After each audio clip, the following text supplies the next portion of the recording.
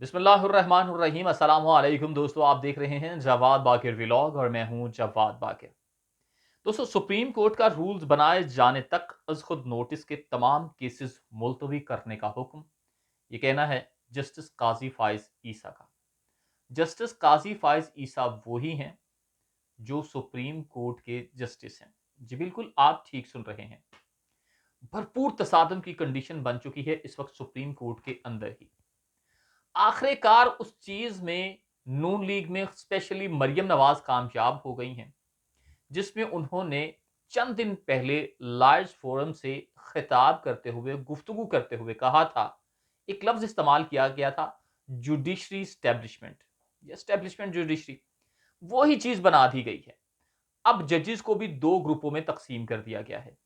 एक ग्रुप हो गया उमर अता बंदयाल साहब, यानी कि जो इस वक्त चीफ जस्टिस ऑफ पाकिस्तान हैं, और दूसरा हो गया काजी फाइज ईसा साहिब का। काजी फाइज ईसा साहिब को आखिरकार ऐसा क्या है जो काजी फाइज ईसा साहब इतने उभर रहे हैं?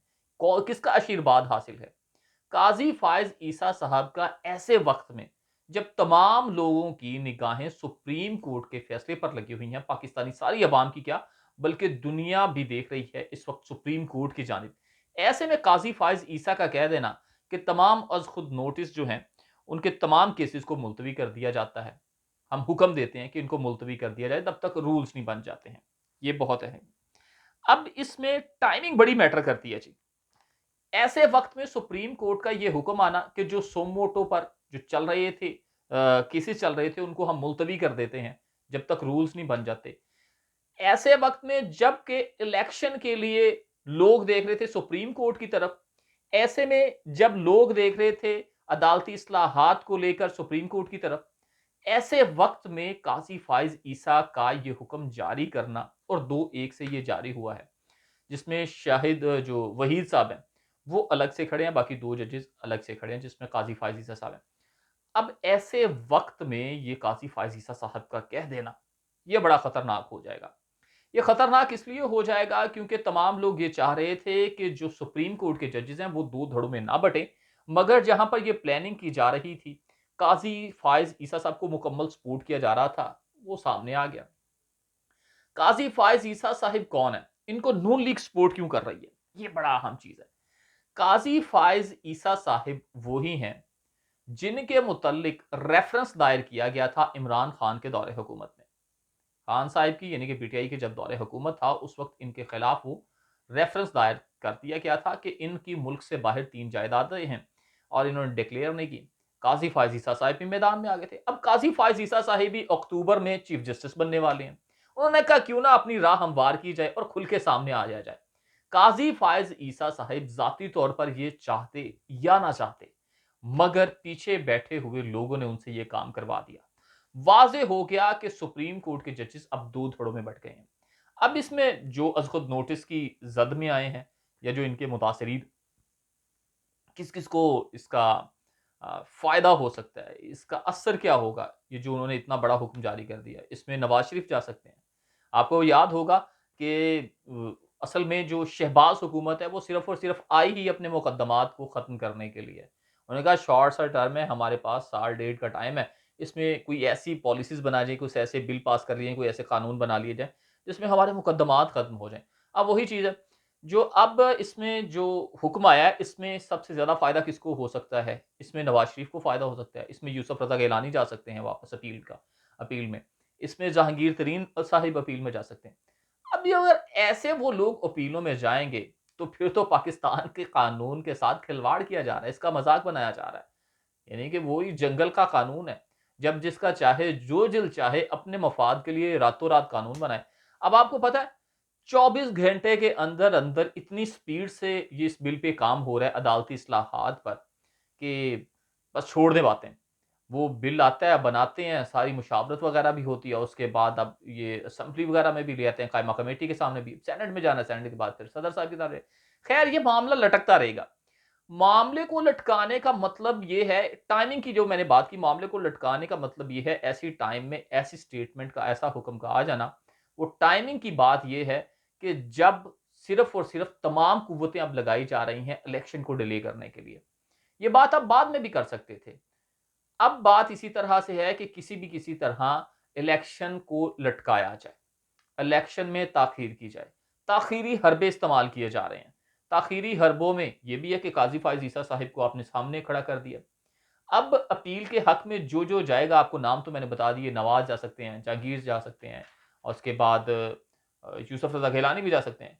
तो अगर ये अपील में चले जाते हैं, अगर इनके हक़ में फ़ैसले हो जाते हैं, तो क्या फिर यूसुफ रज़ा गिलानी दोबारा वज़ीर-ए-आज़म बन जाएँगे? जो नवाज़ शरीफ साहब हैं, वो भी बहाल हो जाएँगे। जहांगीर तरीन साहब हैं, वो भी बहाल हो जाएँगे। तो ये क्या है, खिलवाड़ सा किया जा रहा है। हालाँकि आज तमाम की तमाम जो गुफ्तगू होनी थी, जो मेन स्ट्रीम मीडिया पर या सोशल मीडिया पर आज जो कुछ देर कबल बहस जारी थी, वो बातचीत हो रही थी आज के जो अदालती जो काम चला था कार्रवाई के बारे में, कि इलेक्शन कमीशन को क्या हुक्म दिया गया, इलेक्शन कमीशन को क्या कहा गया। जस्टिस मुनीब अख्तर के क्या रिमार्क्स थे, जस्टिस मुनीब अख्तर आज बड़े खुलकर सामने आ गए। उन्होंने बड़ा ज़ोरदार से इलेक्शन कमीशन को ले लिया, आड़े हाथों ले लिया और एजाज़ुल एहसन साहब ने बड़े आड़े हाथों लिया। ये तमाम काम होना था, आज ये तमाम इस पर गुफ्तगू होनी थी। मगर तमाम तर वो चीज़ है, वो रुख मोड़ दिया जाता है। जैसे कहते हैं नहीं, हवाओं का रुख मोड़ दिया। इसी तरह से आज की जो बहस होनी थी या आज जो गुफ्तगू चल रही थी, उसका रुख मोड़ दिया गया। अब कल से ये चीज़ शुरू हो जाएगी। अब जब इस तरह की चीज़ें शुरू हो जाएँगी, तो ऑटोमैटिकली आपका ध्यान बढ़ जाएगा, आप इधर के नहीं रहेंगे, आप उधर के चले जाएँगे। अब इसमें मैं आपको आज बताऊँ कि जो ख़ास तौर पर सुप्रीम कोर्ट में हुई है, चीफ जस्टिस बंदयाल साहब और जस्टिस मुनीब साहब हैं, मुनीब अख्तर साहब हैं, वो तो बिल्कुल ही फ्रंट पर आके खेल रहे हैं, बड़ा हार्ड खेल रहे हैं। मुनीब अख्तर साहब ने जो रिमार्क्स दिए हैं, अब तक के सबसे अहम रिमार्क्स हैं। साफ अल्फाज में मुनीब साहिब ने मंदुखेल को कहा कि आप गलत काम कर रहे हैं, ऐसा नहीं होता। और फैसले में कहाँ लिखा था कि फैसला 4-3 का है? 5 जजेस के दस्तखत हैं, ये नोटिस नहीं। ये बात गलत की गई है। यकम मार्च का फैसला ही 3-2 है। आप कैसे इलेक्शन में ताख़ीर कर रहे हैं? ये इलेक्शन कमीशन को पूछा गया। जस्टिस अमीनुद्दीन की भी एंट्री होती है। वो कहते हैं कि सदर को फरवरी में होने वाले इजलास से क्यों नहीं आगाह किया गया? ये सबसे अहम बात है। और जब हालात का मालूम था कि 30 को इलेक्शन नहीं करवा सकते, अगर इदारे ताउन नहीं कर रहे, तो अपनी तरफ से आपने तारीख क्यों दे दी अक्टूबर की? जी, अक्टूबर में करवाएँगे। आप अदालत से रुजू करते। अगर हालात इतने गंभीर, तो हमसे रुजू तो कर सकते हैं।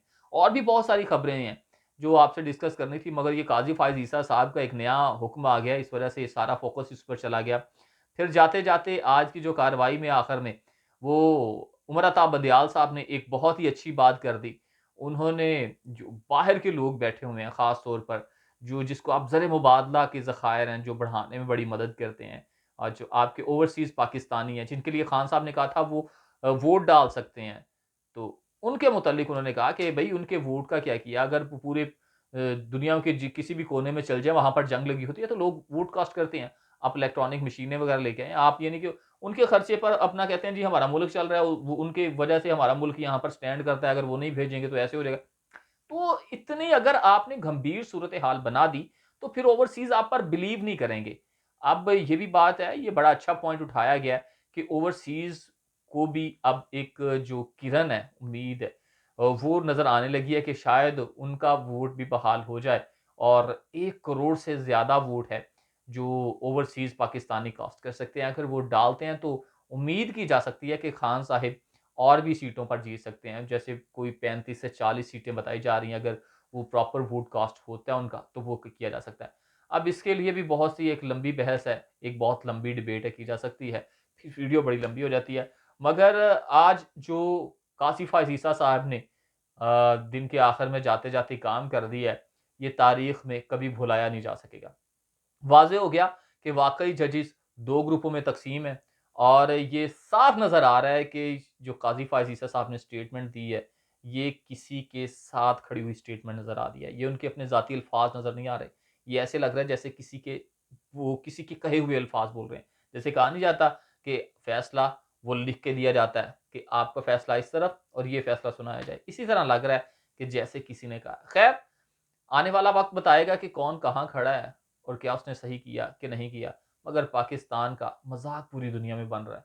जहाँ पर पाकिस्तान की मुआशी हालत पे दुश्मन मुल्क ठट्ठे कसते थे, जहाँ पर इनकी अवाम को देखकर ठट्ठे कसते थे, जहाँ पर हमारे ख़ारजी, दाख़िली मुहाज़ पर लोग ठट्ठे कसते थे। अब जो अदालती फ़ैसले हैं, ये जो अदालती कार्रवाइयाँ हैं, उन पर भी लोग ठट्ठे कसेंगे।